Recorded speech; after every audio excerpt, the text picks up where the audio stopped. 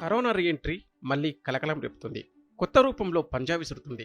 దేశవ్యాప్తంగా పెరుగుతున్న కేసులే అందుకు నిదర్శనం. పలు రాష్ట్రాల్లో, ముఖ్యంగా పట్టణాల్లోనే కరోనా కేసులు నమోదవుతున్న పరిస్థితులు కనిపిస్తున్నాయి. 2 కొత్త వేరియంట్లలో కరోనా ప్రభావం చూపిస్తున్నట్లు ఇండియన్ జినోమిక్స్ కన్సార్టియం నిపుణులు గుర్తించారు. దేశంలోనే అత్యధికంగా కేరళలో కరోనా ఇన్ఫెక్షన్లు వెలుగులోకి వస్తున్నాయి. కేరళలో 200 మందికి పైగా కరోనా లక్షణాలు ఉన్నట్లు గుర్తించారు. దాంతో ఆసుపత్రుల్లో మాస్కులు తప్పనిసరి చేసింది కేరళ ప్రభుత్వం. మహారాష్ట్రలోనూ కరోనా కేసుల సంఖ్య భారీగా పెరుగుతుంది. ఒక్క ముంబైలోనే ఈ నెలలో 95 కేసులు నమోదు కావడం ఆందోళన కలిగిస్తుంది. కర్ణాటకలో 35 కరోనా కేసులు నమోదు అయ్యాయి. ఢిల్లీలో 24 గంటల్లో 23 కరోనా కేసులు నమోదయ్యాయి. ఉత్తరప్రదేశ్లోని పలు జిల్లాల్లో కరోనా కేసులు నమోదవుతుండగా నోయిడాలో తొలి కరోనా కేసు రికార్డ్ అయింది. గజియాబాద్లో ఇప్పటికే 4 కేసులు నమోదయ్యాయి. తెలుగు రాష్ట్రాల్లోనూ మళ్లీ కరోనా కలవరం మొదలైంది. తెలంగాణలో తొలి కరోనా కేసు నమోదైంది.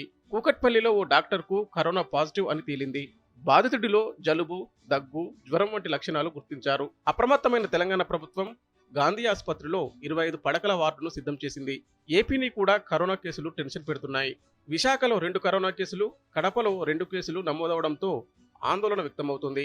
అలర్ట్ అయిన వైద్య ఆరోగ్య శాఖ అధికారులు విశాఖ జీజీహెచ్లో కరోనా ప్రత్యేక వార్డు ఏర్పాటు చేశారు. ఇక దేశంలో కరోనా కేసులు పెరుగుతుండటంతో అన్ని రాష్ట్రాలను కేంద్రం అలర్ట్ చేసింది. ముందు జాగ్రత్తగా ఆసుపత్రులు సిద్ధం చేయాలని ఆదేశించింది. అయితే ఆయా రాష్ట్రాల్లోని కరోనా బాధితులకు కేవలం స్వల్ప లక్షణాలు మాత్రమే ఉన్నాయని కేంద్ర ఆరోగ్య శాఖ ప్రకటించింది. బాధితుల్లో ఎక్కువ మంది ఇంట్లోనే చికిత్స తీసుకుంటున్నట్లు తెలిపింది. భయపడాల్సిన అవసరం లేదని సూచించింది.